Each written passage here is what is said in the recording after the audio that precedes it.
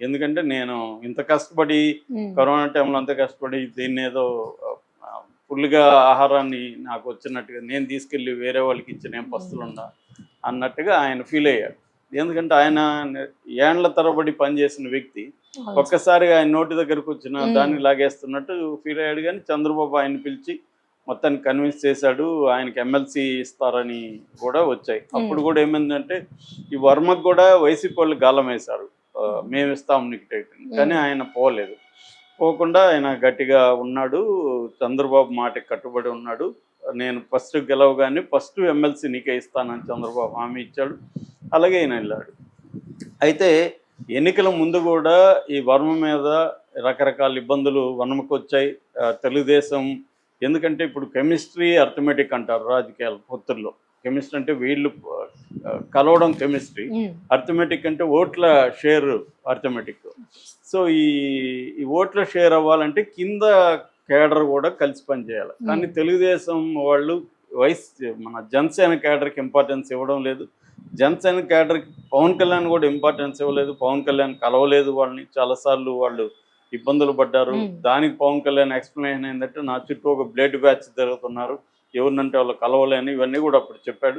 రెండోది ఏంటంటే పవన్ కళ్యాణ్ అక్కడ పిఠాపురంలో స్టే చేసి తను క్యాంపెయిన్ చేసుకోలేని పరిస్థితి. ఎందుకంటే పొత్తులో భాగంగా రాష్ట్ర వ్యాప్తంగా పవన్ కళ్యాణ్ తిరగాలి. ఎందుకంటే ఈ మొత్తం 3 పార్టీల కూటమిలో పవన్ కళ్యాణే స్టార్ క్యాంపెయినర్ కాబట్టి పవన్ కళ్యాణ్, అందుకనే చంద్రబాబు కూడా లోకేష్ను కూడా రాష్ట్ర వ్యాప్తంగా తిప్పనీయకుండా, ఎందుకంటే పవన్ కళ్యాణ్కి ఇబ్బంది వస్తుంది లోకేష్ కూడా తిరిగితే, పవన్ కళ్యాణ్నే ఫోకస్ చేయాలని చెప్పి చంద్రబాబు వ్యూహాత్మకంగా పవన్ కళ్యాణ్ని ఫోకస్ చేశాడు.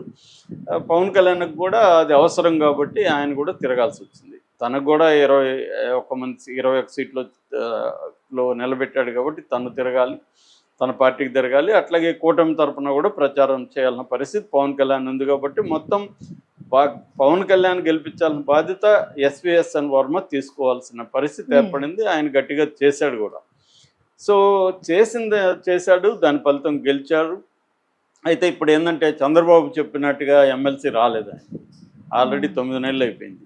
సో ఇప్పుడు కూడా ఎమ్మెల్సీ వస్తుందా అది తెలీదు. ఇప్పుడు తను ఇబ్బంది పడుతున్నాడు, తన నమ్ముకొని పనిచేసిన కేడర్ అంతా కూడా ఖచ్చితంగా ఇబ్బంది. ఆల్రెడీ 2-3 సార్లు గొడవలు కూడా అయినాయి. వర్మ కంప్లైంట్లు ఇచ్చాడు, చాలామంది తెలుగుదేశం కేడర్ తన కేడర్ మీద దాడులు ఇవన్నీ కూడా జరిగాయి. అంటే ఒకటి ఆయనకి ఎమ్మెల్సీ రాలా, 2 ఆ ప్లేస్లో తను గెలిపించి కూడా తనకు అక్కడ ఇంపార్టెన్స్ లేదు, పవన్ కళ్యాణ్ బ్యాచ్ తనని పట్టించుకోవట్లేదు.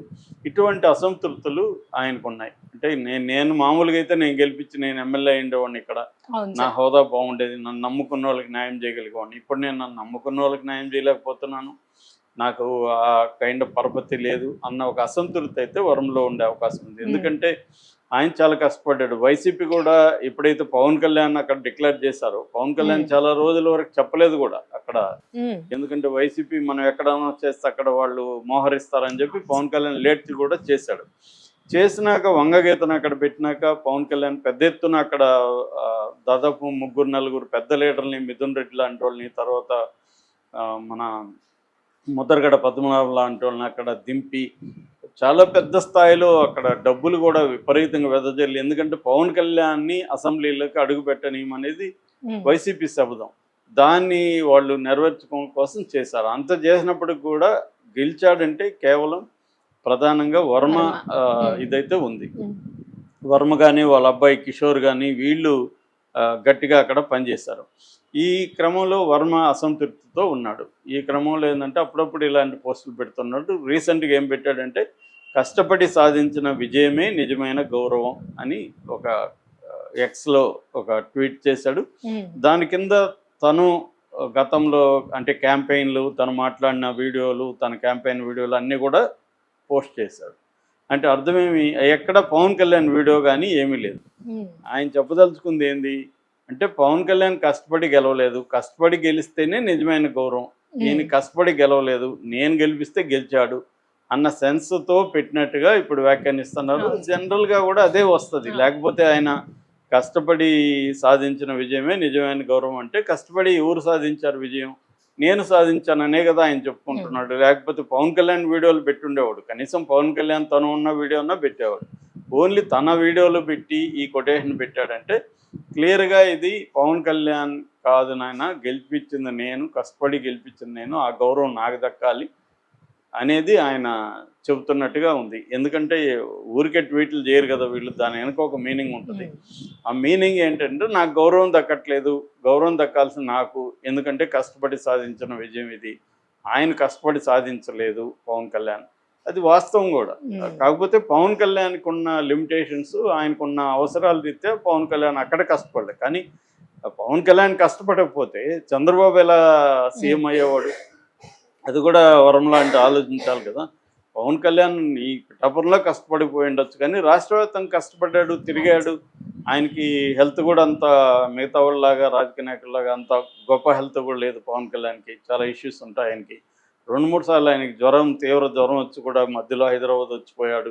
ఇవన్నీ చేసి పవన్ కళ్యాణ్ కష్టపడకపోతే బీజేపీ అసలు కలిసేది కాదు. బీజేపీ కలవకపోతే పోల్ మేనేజ్మెంట్ చంద్రబాబు ఈ స్థాయిలో చేయగలిగేవాడు కాదు. జగన్ సునాయాసంగా గెలిచుండేవాడు. కాకపోతే సీట్లు తగ్గుంటాయి, అది అందరూ అనుకున్నారు యాక్చువల్లీ. కానీ పవన్ కళ్యాణ్ ఆ మ్యాజిక్ చేయడం ఎవరు? పవన్ కళ్యాణ్. పవన్ కళ్యాణ్ లేకపోతే మోడీ అసలు ఒప్పుకునేవాడు కాదు. ఆయనే చెప్పాడు, పవన్ కళ్యాణే చెప్పాడు, నేను ఎంతో కష్టపడి ఒప్పించాను, వాళ్ళ దగ్గర తిట్లు కూడా తిన్నాను అని కూడా పవన్ కళ్యాణ్ చెప్పాడు. ఎందుకంటే మోడీకి చంద్రబాబు మీద ముక్కు వరకు కోపం ఉంది. ఆయన ఎప్పుడు నమ్మడు చంద్రబాబుని. చంద్రబాబుకి యాంటీగా చాలా తీవ్రంగా మాట్లాడిన వ్యక్తి మోడీని కూడా అదే స్థాయిలో చంద్రబాబు మాట్లాడాడు. అలాంటి కాంటెక్స్ట్లో రెండోది వాళ్ళకి జగన్ ఫ్రెండ్లీగా ఉన్నాడు, జగన్ సపోర్ట్ చేస్తున్నాడు, అన్ని బిల్లులకి అక్కడ ఎంపీలు మద్దతు ఇస్తున్నారు, రాజ్యసభలో కానీ లోక్సభలో కానీ. అలాంటప్పుడు వాళ్ళు చంద్రబాబుని సపోర్ట్ చేయాలన్న అవసరం అప్పట్లో బీజేపీకి లేదు.